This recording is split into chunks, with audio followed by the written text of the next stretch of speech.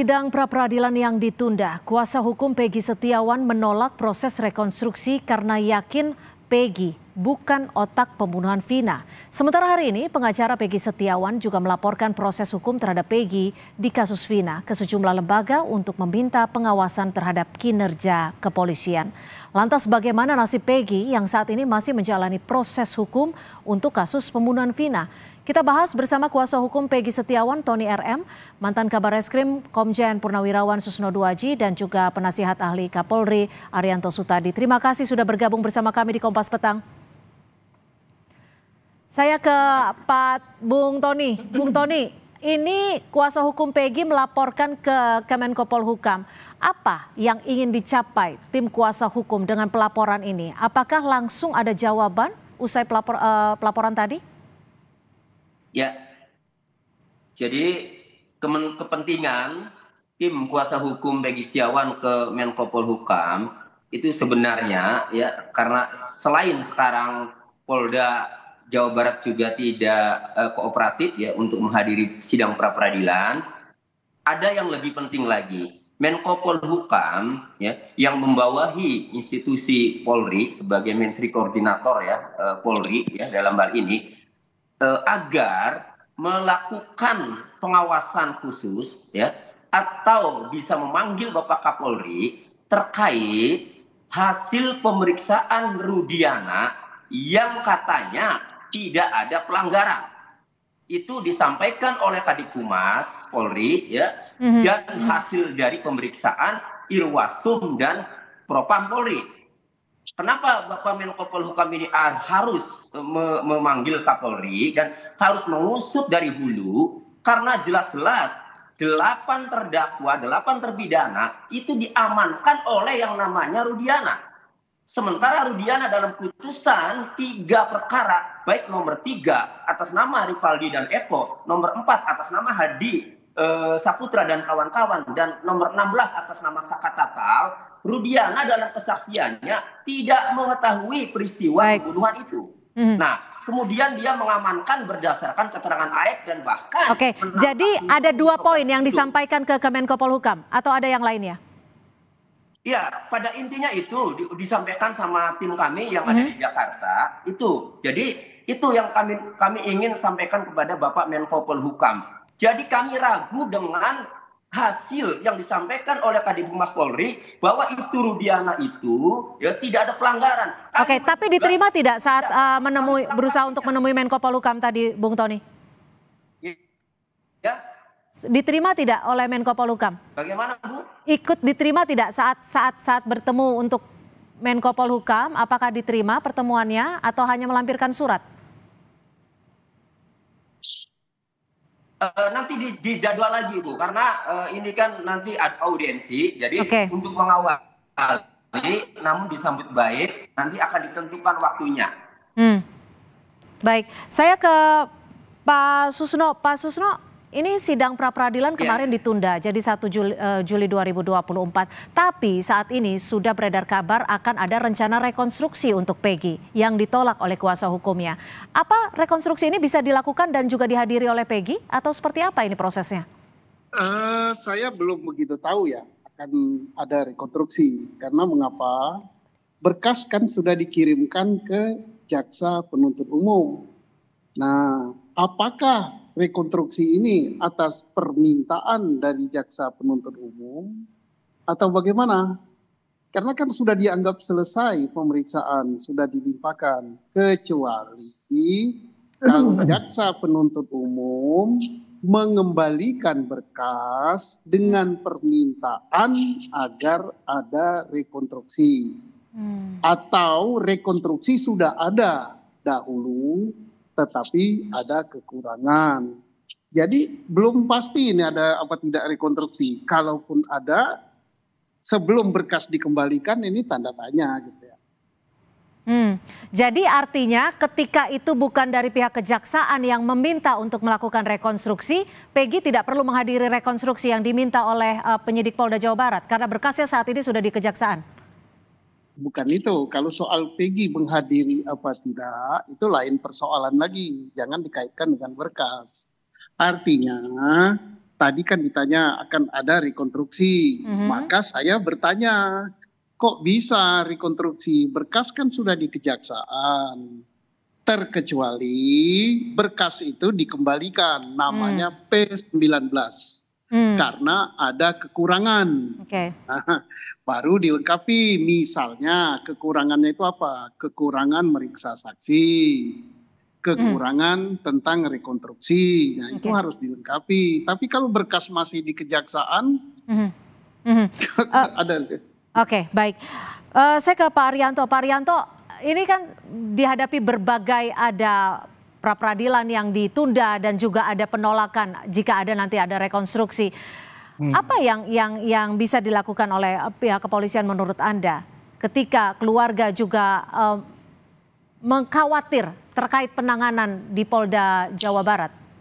Kalau dari pandangan saya, kepolisian sekarang Polda Jabar sudah melakukan apa yang ditekankan oleh Bapak Kapolri, yaitu berlaku hati-hati dan kemudian meneruskan proses penyidikan yang sudah dia kerjakan gitu. Nah sekarang tadi penolakan daripada ini ya, bukan penolakan, penundaan dia tidak hadir itu.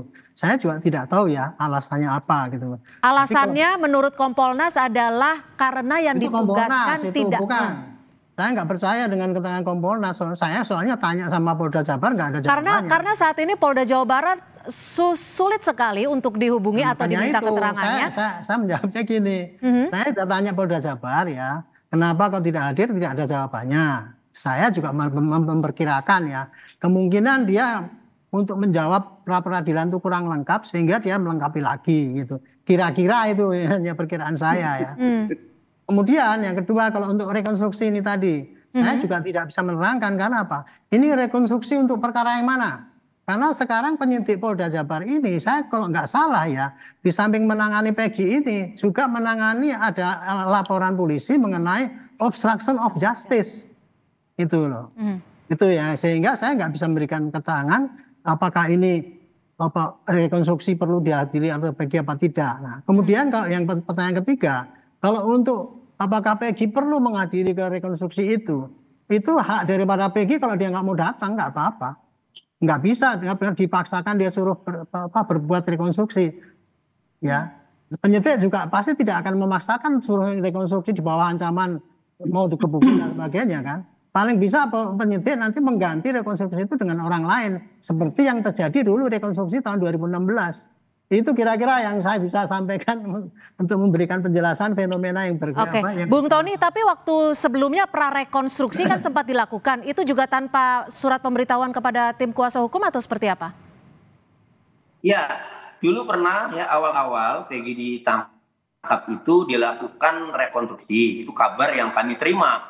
Kami penasihat hukum bingung kok tidak dikabari karena rekonstruksi itu bagian daripada pemeriksaan ya, kebutuhan penyidik ya untuk melengkapi berkas. Berarti harus didampingi penasihat hukum. Kami mencoba inisiatif datang ke jembatan, sudah banyak mobil ya.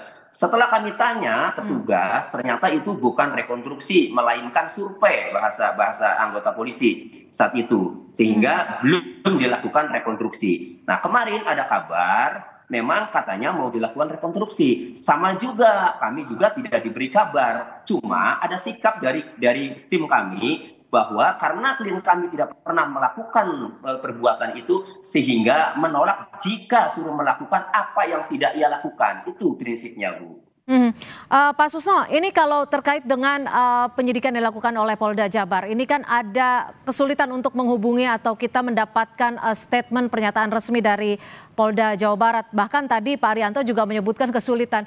Ini seperti apa menurut Anda? Apa yang sebenarnya terjadi di sini dari kacamata Anda? Ya, satu mungkin dia lagi sibuk sekali ya. Tetapi ya sebaiknya kalau ada pertanyaan, apalagi yang menanyakan Pak Arianto sebagai staf ahli Kapolri gitu kan, pengacara atau media, kan masyarakat publik Pak mendapat informasi. Penjelasan dari Polda ataupun dari penyidik ataupun dari Polri itu bagus sekali. Kenapa bagus? Karena bisa untuk menepis isu-isu negatif. Lebih bagus Polda Jabar menjelaskan daripada Kompolnas. Karena Kompolnas itu bukan jubirnya Polri. Kompolnas itu adalah pengawas. Jadi kalau sudah jadi jubir misalnya membuat alasan, apalagi kalau tidak sesuai dengan apa yang sebenarnya kurang bagus. Jadi ya mudah-mudahan.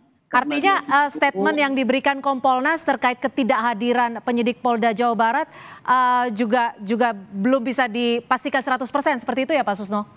Bukan belum bisa dikasihkan 100%, bukan wewenangnya Kompolnas untuk menjadi jubir menjelaskan itu. Dan kita menanya kepada yang menanya pun salah. Kok nanyanya ke Kompolnas, nanyanya ke Polda atau ke Mabes Polri. Karena tidak ada jawaban. Tidak ada statement. Ya ke Mabes Polri. Diberitahu aja tidak ada jawaban. Pak Susno, tapi kalau dari kacamata Anda, apa sih yang menjadi penyebab penyidik tidak hadir? Apakah memang tidak atau belum lengkap untuk menjawab dari gugatan tim kuasa hukum, atau memang bukti-bukti yang dilampirkan belum lengkap seperti yang diharapkan oleh Kapolri terkait dengan bukti ilmiah? Saya sudah bisa menangkap pertanyaan. Jadi penyebab tidak hadir ada beberapa macam. Satu, bertentangan dengan statementnya yang menyatakan sudah siap, ternyata dia belum siap. Yang kedua, bahwa alat-alat bahwa sangat sibuk. Nah, sebagaimana itu. Yang ketiga, ya taktik, sebagaimana dikatakan netizen, ya taktik bahwa ini mundur waktu, gitu kan, supaya gugur. Tetapi untuk yang poin ketiga ini sangat-sangat tidak mungkin. Kenapa sangat tidak mungkin? Karena berkas yang ada di kejaksaan itu kan bisa memakan waktu 2 minggu, balik ke polisi, balik lagi ke jaksa, baru jaksa masuk lagi ke pengadilan, membuat dakwaan. Artinya nggak keburu kalau untuk habis waktu. Yang paling memungkinkan, ini memungkinkan ya, bukan tuduhan ya, adalah untuk melengkapi berkas pra peradilan. Jadi mungkin belum siap, kurang siap. Oke, baik. Pak Arianto, singkat saja. Apakah saat ini pihak dari penasihat ahli Kapolri akan turut kembali meminta penegasan dari Polda Jawa Barat untuk menangani dengan serius kasus baik itu Peggy dan juga kasus pembunuhan Vina? Kalau lewat ini kan dengan melihat TV kan sudah dengar saran-saran saya. Saya sudah menyampaikan saran lewat TV ini. Bagi saya hanya mengamati aja ya, bahwa kinerja Polda Jabar itu kalau memang itu dasarnya untuk kehati-hatian dan sebagainya, tapi perlu dipertimbangkan juga ketidakpercayaan publik kepada itu. Nah, ini strategi yang harus ditempuh oleh Polda Jabar atau Polri secara umum, bagaimana cara menghadapi gejolak masyarakat yang begini gitu lah. Kerja cepat dan transparan, mestinya yang paling bagus kayak gitu. Ini saya udah bekerja begini, hasilnya seperti ini.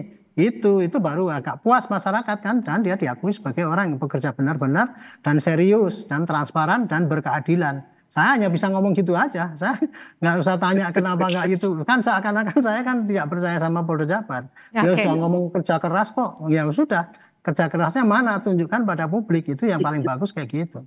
Baik, terima kasih sekali lagi Pak Arianto Sutadi, penasihat ahli Kapolri, dan juga Komjen Purnawirawan Susno Duaji, mantan Kabar Reskrim, dan juga Bung Tony RM dari kuasa hukum Peggy Setiawan sudah bergabung bersama kami di Kompas Petang. Selamat sore. Terima kasih.